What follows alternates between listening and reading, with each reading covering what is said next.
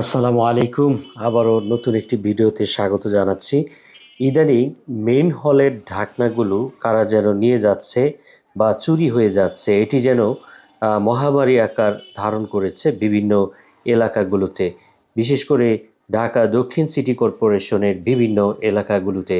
এরকমই একটি রাস্তায় আজকে আমি চলাচল করছি। এটি হচ্ছে ৬২ নং ওয়ার্ডের গোবিন্দপুর নূর মসজিদ রোড। দেখতে পাচ্ছেন একটার পর একটা মেইন হলের ঢাকনা নাই। নাই মানে নাই, উধাও হয়ে যাচ্ছে, চুরি হয়ে যাচ্ছে। তবে স্থানীয় লোকজন চুরি হয়ে ঢাকনাগুলো নিজেদের উদ্যোগে ঠিকঠাক করলেও আবারও যেন কি হয়, নাই হয়ে যায়।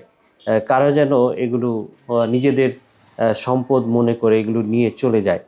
এগুলো বিক্রি করে তাদের প্রয়োজন মেটায় বলে আমি মনে করি। এই যে নাই, নাই মানে হচ্ছে নাই। অনেকগুলো মেইন হলের ঢাকনা, প্রায় মেইন হলের ঢাকনাগুলো নাই দেখতে পাচ্ছি। এই যে দেখতে পাচ্ছেন। অসুবিধাটা হচ্ছে ছোট, ছোট স্কুলের বাচ্চারা দেখতে পাচ্ছেন এই পথ দিয়ে যাতায়াত করে। তাহলে মেইন হলের ঢাকনা দুর্ঘটনার কারণ হতে পারে।